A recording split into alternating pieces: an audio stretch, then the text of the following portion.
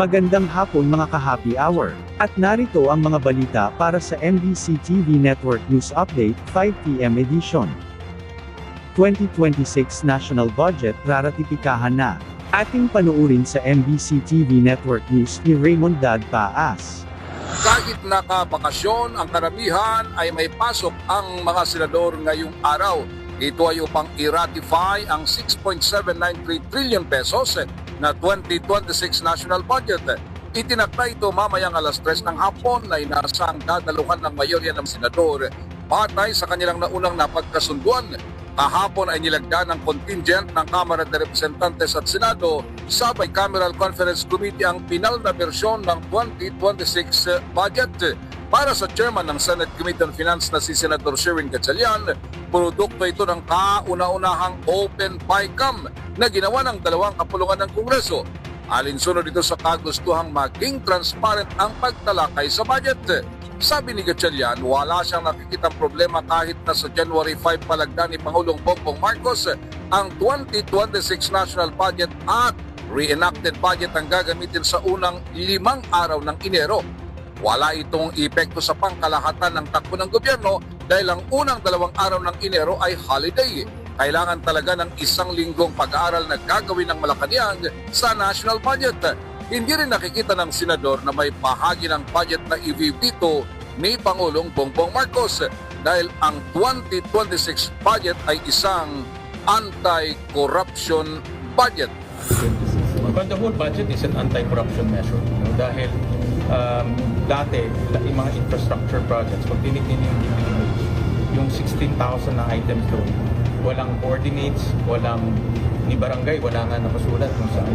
So ngayon may detalye na may coordinates, merong station numbers, kung multi-purpose building yan, meron granular data like barangay or sensor.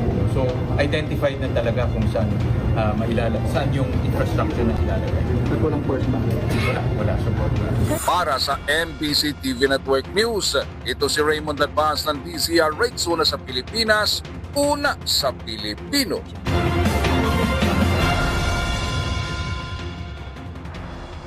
At sa ating Metro Manila ngayon, Caloocan LGU nanawagan sa mga residente na gawing ligtas at mapayapa ang pagsalubong ng bagong taon. Ito ay hiniling ng pamahalaang lungsod ng Caloocan ang pakikiisa ng mga residente upang matiyak ang ligtas at payapang pagsalubong ng bagong taon.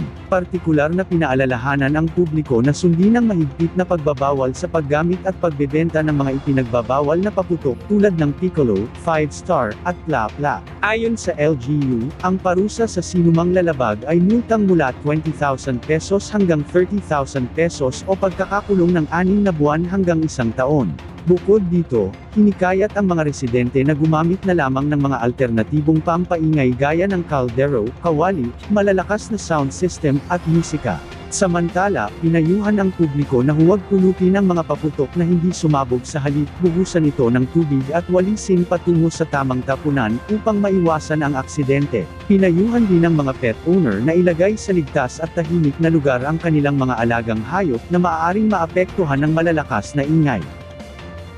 Malalaman natin ang mga latest update mamayang alas 5:30 ng hapon sa programang Metro Manila Ngayon, Afternoon Edition.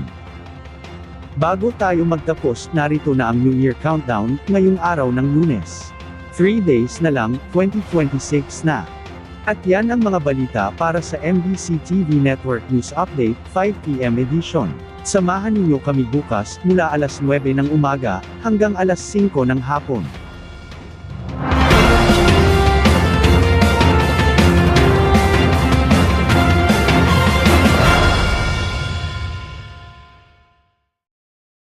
Mga ka-happy hour, kung gusto mong manood ang mga balita sa MBC TV Network News Update, mag-subscribe sa aming YouTube channel, i-like ang aming Facebook page, at i-follow sa aming TikTok account.